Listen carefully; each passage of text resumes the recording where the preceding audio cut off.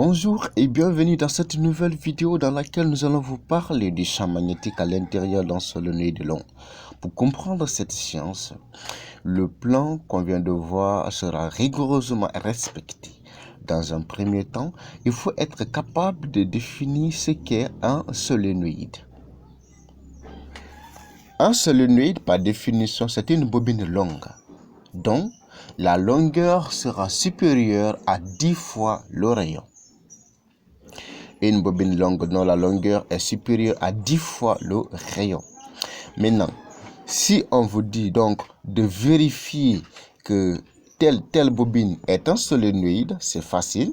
Il faut calculer le rapport de la longueur de la bobine sur le rayon de la bobine. Si le rapport est supérieur à 10, alors cette bobine est supérieure ou parfois même égale à 10, alors cette bobine sera considérée comme un solénoïde. Et dans certains exercices, on peut vous donner le diamètre de la bobine. Il faut donc utiliser le rayon égal au diamètre divisé par 2. Il faut être capable de dégager les caractéristiques du vecteur champ magnétique à l'intérieur d'un solénoïde. Quelles sont les caractéristiques du vecteur champ magnétique à l'intérieur d'un solénoïde?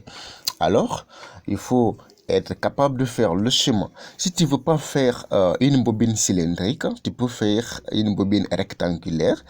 Tu essayes de tracer ton petit cylindre, tu mets les enroulements. Chaque enroulement porte le nom de spire. Nous allons voir ça devant. Et on va faire une différence fondamentale entre nombre de spires et nombre de spires par mètre. Ensuite, tu peux brancher ta bobine à un générateur. Si surtout dans l'exercice on dit la bobine est alimentée par un générateur, ici il y a sa borne positive, ici il y a sa borne négative. Et nous avons les caractéristiques du générateur linéaire. On a la force électromotrice E et la résistance interne petit r. Si c'est donné, tu peux donc orienter les bornes, la borne positive et la borne négative du générateur. Au niveau de la borne positive, le courant va donc suivre et venir sur la spire que tu as enroulée sur la bobine et ça passe derrière la bobine, ça remonte, donc le courant est montant. Ça passe derrière, ça remonte, donc le courant est montant, le courant est montant. Ensuite, à la sortie de la bobine, tu traces le fil, non pas sur le deuxième enroulement qui se trouve ici, mais entre peut-être le dernier et le deuxième enroulement qui est là, ou encore entre le troisième et le deuxième enroulement, de telle sorte que ça explique que ce fil qui est ici sort derrière la bobine, alors que le fil qui est là part devant la bobine. Maintenant, comme le courant est montant, tu peux appliquer le nom, la règle d'utilisation du nom des faces. Ça veut dire que tu mets la lettre N ou la lettre S. Si la flèche de N qu'on est en train de voir a le même sens que la montée du courant devant et la descente du courant derrière, alors c'est le nord. Si par contre on mettait la lettre S et que nous avons la descente de S et la montée de S qui suit aussi le sens du courant, ça allait être le sud. Aussi, nous ne voulons pas expliquer ça.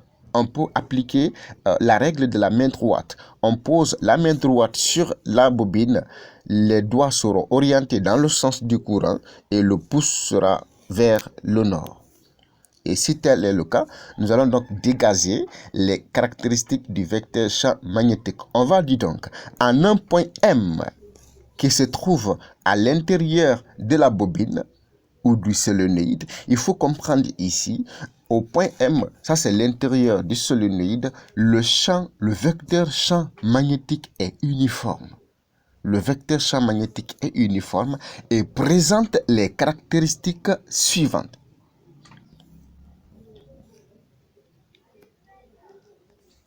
Dans les caractéristiques, il faut donc parler du point d'application, comme on vient de le dire, c'est le point M considéré. Donc, c'est le centre du solénoïde. Il faut parler de la direction. La direction du vecteur champ magnétique, le vecteur champ magnétique va suivre l'axe du solénoïde. Ensuite, il faut parler du sens. Le sens du vecteur champ magnétique créé à l'intérieur d'une bobine, c'est vers le nord. Ça veut dire de la face sud vers la face nord. Mais attention, si c'est à l'extérieur, c'est de la face nord vers la face sud. Pourquoi? Parce que les lignes de champ entrent par le sud, passent à l'intérieur du solénoïde et sautent par le nord. Donc, en sautant par le nord, ils vont tourner extérieurement pour venir rentrer par le sud. C'est la raison pour laquelle le vecteur champ magnétique est dirigé du sud vers le nord à l'intérieur du solénoïde, cependant c'est du nord vers le sud à l'extérieur. Et le champ magnétique à l'intérieur d'un solénoïde est donné par mu0 petit n fois I, exprimé en Tesla. Alors, que représente mu0? Mu0 est appelé la perméabilité magnétique du vide. La perméabilité magnétique du vide a pour valeur 4 pi fois 10 expo moins 7. 4 fois 3,14, ça fait 12,56. Si on déplace la virgule, on aura 1,256 fois 10 expo moins 6. Système international. Ensuite, B représente le champ magnétique à l'intérieur du solénoïde exprimé en Tesla. Petit n, c'est quoi? Petit n est appelé le nombre de spires par mètre. Maintenant, quelle est sa formule? C'est le nombre de spires sur la longueur du solénoïde. Que veut dire nombre de spires par mètre? Ça veut dire, quand on prend 1 mètre du solénoïde, combien d'enroulements nous allons faire sur ce solénoïde jusqu'à avoir 1 mètre? Le nombre d'enroulements pour 1 mètre de solénoïde est appelé nombre de spires par mètre. Cependant, si on a un très long fil, le nombre total d'enroulements que nous allons faire, que ce soit pour 1 mètre, après on vient, on repasse là-dessus. Puisque si c'est rempli, quand on fait plusieurs couches d'enroulement avec, ça c'est le nombre de spires grand N. C'est pourquoi le nombre de spires petit n, c'est le nombre de spires grand N sur la longueur du solénoïde, égale le nombre d'enroulements qu'on a fait, c'est-à-dire couches, le nombre de couches, sur le diamètre du fil plus l'isolant, parce que chaque fil, nous le savons, est recouvert d'un isolant ou d'un vernis dont l'épaisseur est connue. Si l'épaisseur du fil est connue, donc le diamètre fil plus isolant sera le diamètre du fil plus 2 fois l'épaisseur. Pourquoi ça? Observons un peu. Nous allons voir ça en détail.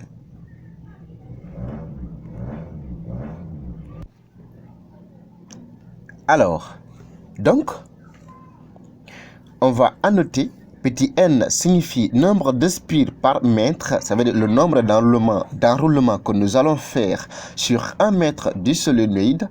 L est la longueur du solénoïde.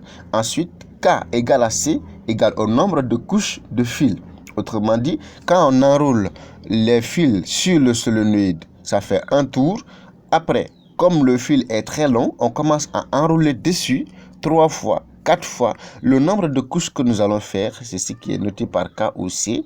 DF, c'est le diamètre du fil plus l'isolant en vernis. C'est ici nous sommes.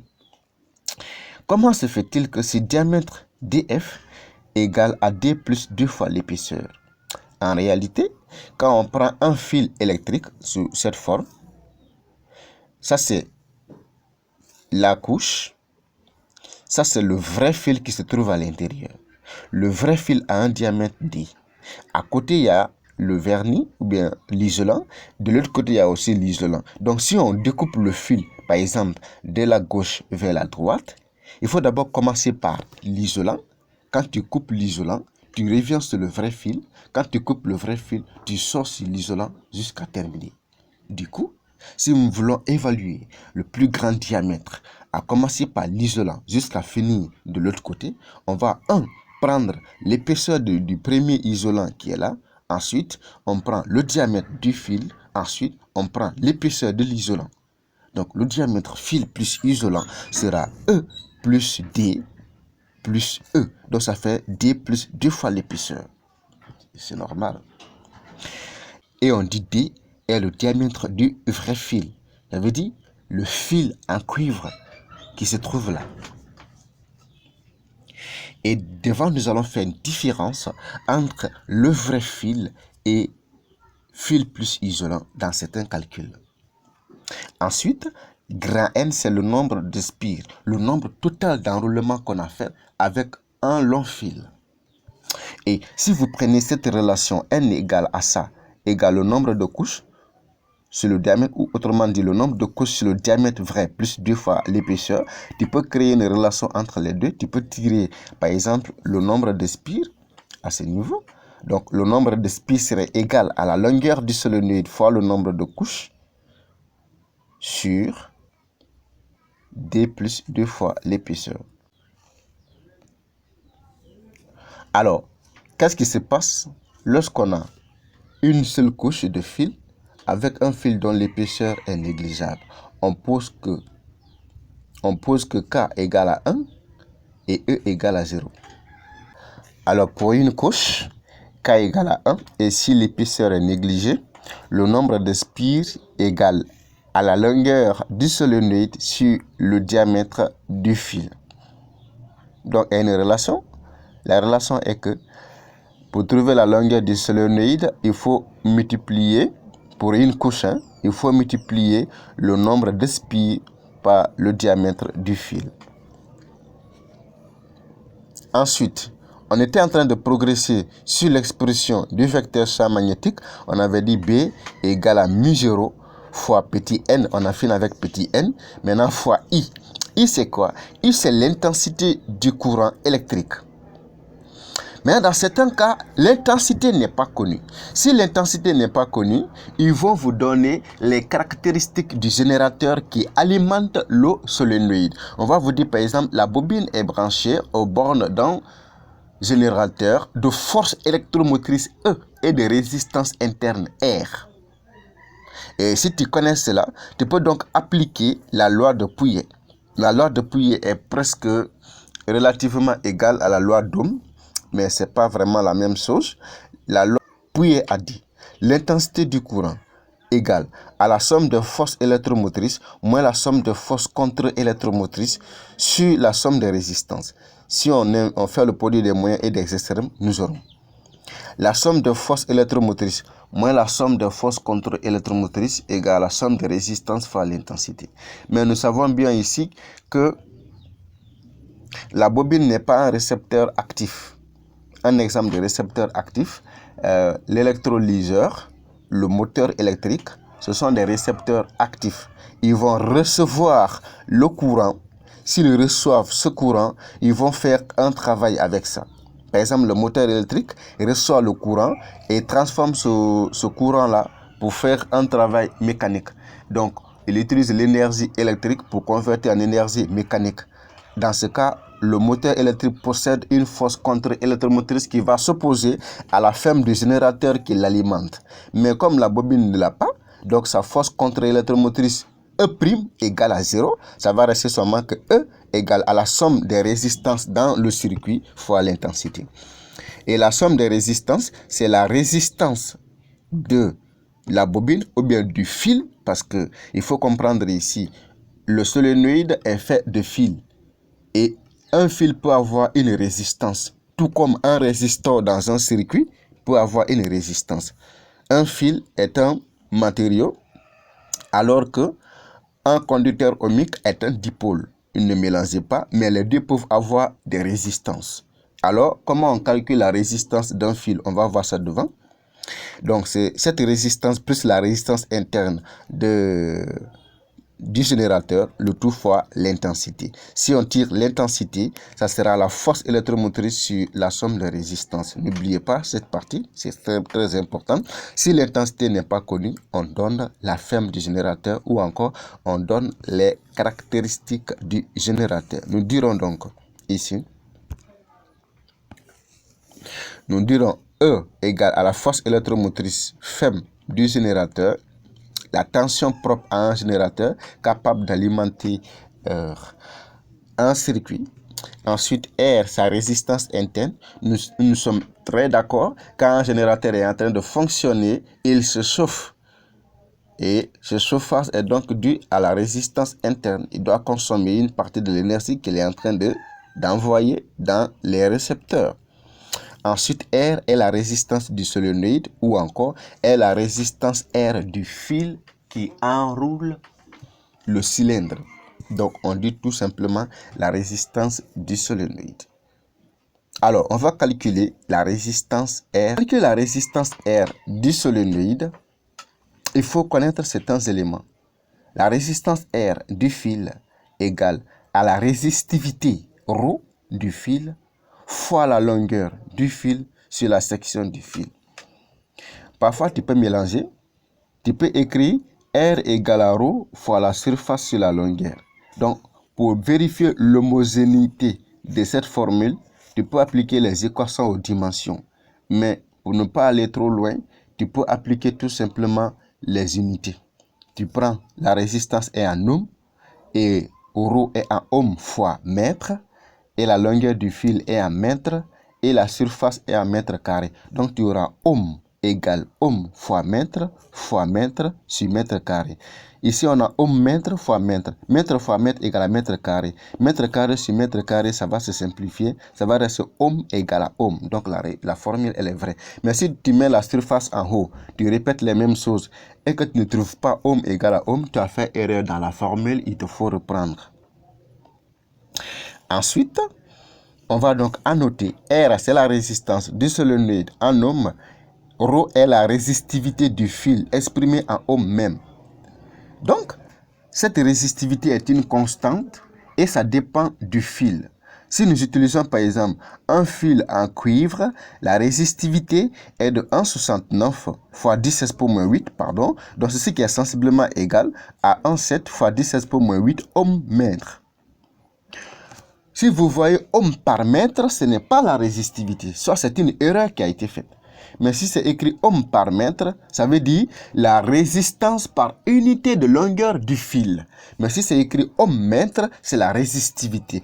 Et la valeur de la résistivité est parfois trop faible. Moins 8, moins 6. Ensuite, que représente LF? LF, c'est la longueur du fil. Comment on peut calculer la longueur du fil? C'est le fil qu'on enroule sur la bobine. La bobine a une forme cylindrique. La base est circulaire. Donc, si je fais un tour de fil sur la bobine, ça correspond à la circonférence. Or, la circonférence d'une bobine, c'est 2π fois le rayon du solénoïde. Donc, si je fais plusieurs tours, je vais faire donc le nombre de tours, ou bien le nombre de spires, fois la circonférence du solénoïde. C'est pourquoi on a n fois 2π fois le rayon. C'est comme ça on calcule. Et comme 2 fois le rayon, c'est le diamètre, je peux donc dire égal à n fois pi fois le diamètre. Donc, la longueur du fil a pour expression 2πn fois le nombre de spires fois le rayon, ou encore pi n fois le diamètre du fil exprimé en mètres. La section du fil, voilà. Arrivé à ce niveau, il faut beaucoup faire attention. On demande la section du fil.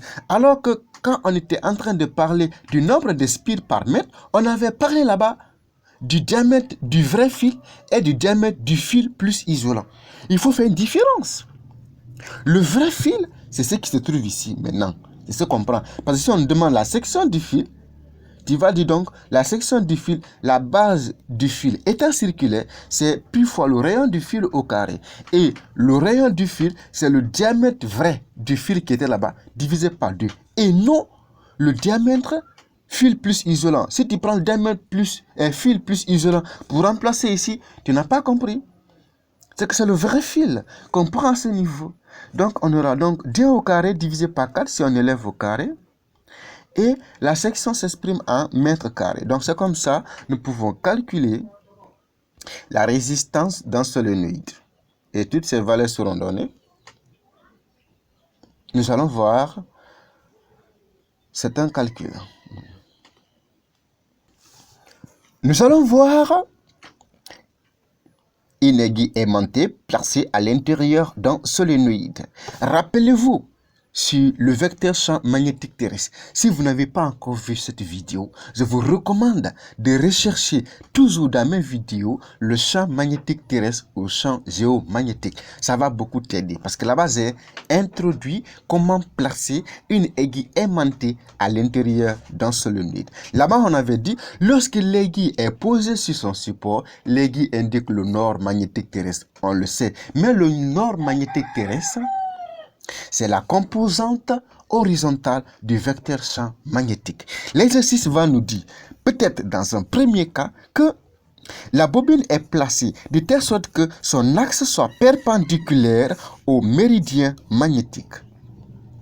Si l'axe du solénoïde est perpendiculaire au plan du méridien magnétique, c'est comme ça que vous allez faire votre chemin. Alors, vous placez à ce niveau et qu'est-ce qui se passe en l'absence du courant? Lorsqu'il n'y a pas de courant dans le solénoïde, nous savons très bien, c'est uniquement le champ magnétique terrestre qui va influencer l'aiguille aimantée placée au centre du solénoïde. L'aiguille aimantée va donc se placer perpendiculairement à l'axe du solénoïde et l'aiguille aimantée va indiquer la direction de BH. Cependant, lorsque le solénoïde est parcouru par un courant I, le solénoïde va générer un vecteur champ magnétique qui va se superposer à la composante horizontale du champ magnétique terrestre. Alors, l'aiguille va tenter de dévier d'un angle alpha par rapport à BH. Parce qu'au début, l'aiguille était confondue à BH. L'aiguille fait un angle alpha par rapport à BH en indiquant la résultante. Selon donc le sens du courant, nous allons voir deux situations. Lorsque le courant est montant, il faut d'abord représenter l'axe qui est perpendiculaire à l'axe du solénoïde. Vous mettez BH, ça c'est la position d'origine de l'aiguille aimantée. Ensuite, lorsque vous mettez l'espire, vous mettez premièrement un courant montant. Attention, le sens du courant dépendra de toi. Mais si l'exercice impose le sens du courant, tu n'as qu'à appliquer la règle de la main droite. Et pour bien comprendre les règles d'or, il faut regarder ma première vidéo sur le champ magnétique, première partie. Et du coup, si le courant est montant, la bobine va créer un champ B et il y a le champ magnétique terrestre. Il faut trouver donc la résultante. Il faut tracer la parallèle à BH passant par B, la parallèle à B passant par BH. Quand les deux se coupent à ce niveau, tu projettes de ce point d'intersection jusqu'au centre du solénoïde. Tu traces donc BR là-bas. À partir de BR, une fois l'axe là est tracé, tu traces une petite droite perpendiculaire au support de BR. À partir de cette petite droite qui est tracée perpendiculairement que nous voyons ici, tu pointes sa flèche, tu envoies un peu en bas, tu as l'aiguille aimantée et tu mets l'angle alpha par rapport à BH. Lorsque le sens du courant est inversé, ça veut dire si le courant descend devant et monte derrière, et en ça descend de l'autre côté, le vecteur champ magnétique créé par le solénoïde sera dirigé à ta droite et BH sera de l'autre côté. La parallèle à BH passant par B par BH, les deux se coupent ici. Tu projettes à l'origine, tu vas trouver BR, tu traces une petite perpendicularité à ce niveau, tu pointes ici, tu pointes derrière, tu vas trouver l'aiguille aimantée qui va faire un angle alpha. Et du coup, tu vas faire ton chemin. Ça dépendra de toi. Donc, l'orientation de l'aiguille dépendra ici du sens du courant. Mais BH reste toujours à sa position et l'angle sera formé entre l'aiguille et BH parce qu'au début, l'aiguille était confondue à BH. Si on demande de calculer la valeur de alpha, c'est simple. Si on te demande de calculer l'angle alpha, tu diras donc tangente de alpha égale à B sur BH. Et B est le champ magnétique créé par le solénoïde et BH est la composante horizontale du champ magnétique terrestre. Tu peux donc profiter pour dire B égale à mu 0 n I, ou tu peux remplacer n par son expression, le nombre d'espires sur la longueur. Si ce n'est pas donné, ça sera aussi le nombre de couches sur le diamètre fil plus isolant, ça veut dire D plus 2 fois l'épaisseur fois I. Et la valeur de BH à Paris, c'est 2 fois 10 exponent 5. il faut comprendre que la composante horizontale du champ géomagnétique dépend du lieu et de l'inclinaison. Ok, on avait parlé de ça dans notre deuxième vidéo sur le champ magnétique. Et maintenant, lorsque l'axe du solénoïde n'est plus perpendiculaire au plan du méridien magnétique, qu'est-ce qui va se passer? Alors, on suit avec intérêt. Lorsque l'axe du solénoïde n'est pas perpendiculaire au méridien magnétique, il n'y a pas de panique. Il faut toujours comprendre que BH reste confondu au méridien magnétique. On va vous dire même que l'axe du solénoïde et le méridien magnétique, il y a un décalage angulaire θ, mais c'est un cas rare. Mais nous allons parler de ça. Premier cas, ça sera comme ça. Tu peux prendre le solénoïde, tu mets en rotation. Tu envoies le solénoïde par là. Donc, tu arrêtes de l'axe du solénoïde de façon oblique et le méridien magnétique sera donc horizontal. C'est ce que nous pouvons voir dans la deuxième figure. Ici, ça c'est l'axe du solénoïde et le méridien magnétique qui était ici devient donc horizontal. C'est simple, c'est la même chose. Et à partir d'ici, il faut faire beaucoup attention comment représenter BH, comment représenter B créé par le solénoïde. En l'absence du courant à ce niveau, qu'est-ce qui va se passer?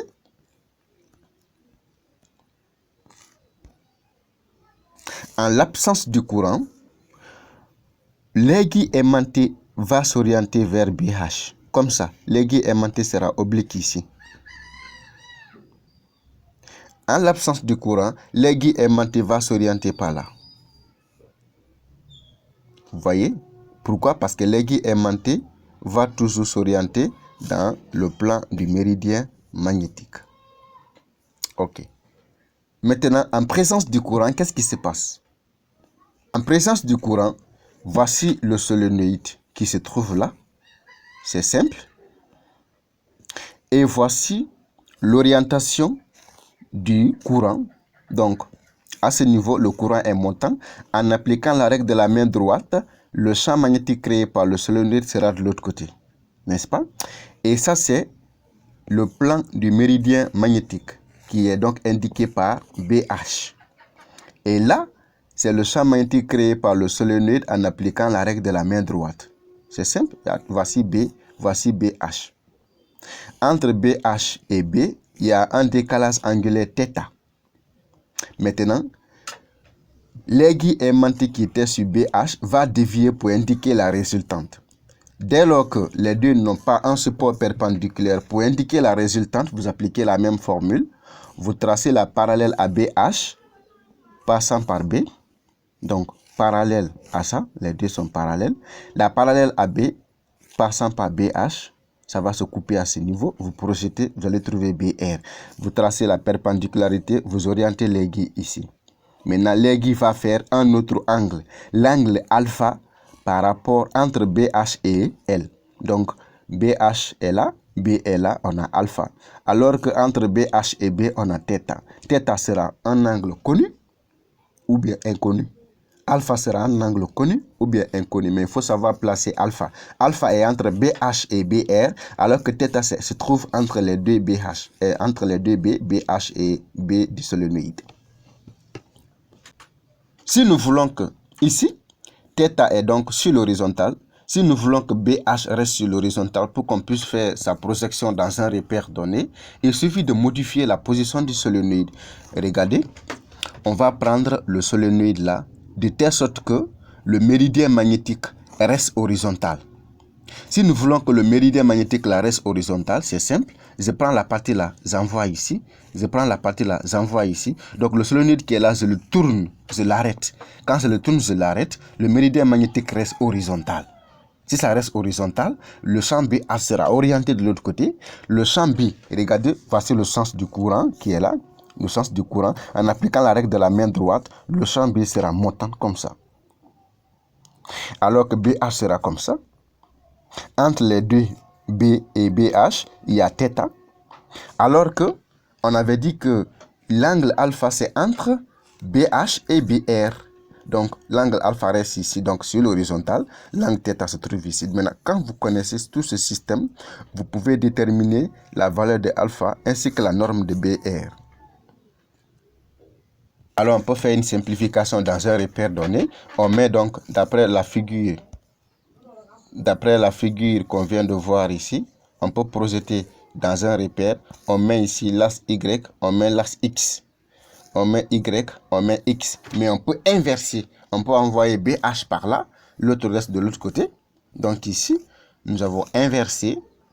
Quand on inverse, on trouve ça. BH reste par là pour que X soit projeté dans le sens positif et Y également. Alors, regardez à ce niveau. Il faut comprendre d'abord que B résultante égale AB plus BH. N'est-ce pas? Et maintenant, B résultante a pour composante B résultante sur l'axe des X et B résultante sur l'axe des Y. Mais B résultante sur l'axe des X égale à BX plus BH. BX est la composante de B sur l'axe des X, l'angle c'est θ. Et BY est la composante de B sur Y, l'angle c'est θ. Alors que l'angle alpha, c'est l'angle que fait B résultante. Alors que θ, c'est l'angle que fait B. Alors BX égale à B cos, parce que c'est le côté adjacent, alors que BY égale à B sinus. Tandis que BH est uniquement confondu sur l'axe des X, il n'a qu'une seule composante sur l'axe des X. Alors BR égale à BRX plus BRY. Alors que BRX égale à BX plus BH. Mais comme BX égale à B cos de θ, donc on aura B cos de θ plus BH. Et sur l'axe Y, BRY égale à BY. Et BY égale à B sinus de θ. Donc si on forme les composantes de BR, on aura BR égale à BRX sur BRY. Pardon, si on veut former donc les composantes de BR, on aura BR égale à BRX et BRY. BRX égale à B cos de θ plus BH, alors que BRY égale à B sinus de θ. Si on prend BR sur X, BRY avec BR, on applique la propriété de Pythagore. Donc on aura BR au carré égale à BRX au carré plus BRY au carré. Donc on aura BR au carré égale à BRX égale à BH plus B cos de θ le tout au carré plus B sinus de θ le tout au carré. Si on développe ça, on va trouver le théorème d'Al-Kashi. Si on veut trouver donc la valeur de alpha, comme alpha est avec BR, on va dire tangente de alpha égale à BRY sur BRX. Mais comme BRY égale à BY qui est égal à B sinus de θ, alors que BRX égale à B cos de θ plus BH, on aura donc le rapport qui se trouve ici. Vous voyez? Donc, c'est très important. Et nous allons voir ça en approfondissement au niveau des exercices d'application. Et ce que je te recommande, toi qui es en train de regarder cette vidéo, il faut t'abonner à la chaîne. Et il faut partager la chaîne à d'autres personnes. Ça va beaucoup nous aider. Puisque ce que nous sommes en train d'enseigner, vous ne verrez pas ailleurs. Pas pour me jeter la fleur, mais vous ne verrez pas ça ailleurs. Franchement, vous ne verrez pas ces méthodes innovantes. Vous ne verrez pas ces méthodes d'approfondissement de la physique. C'est seul Dr René Physique qui est capable de le faire. Merci beaucoup et on se dit à bientôt pour une nouvelle vidéo.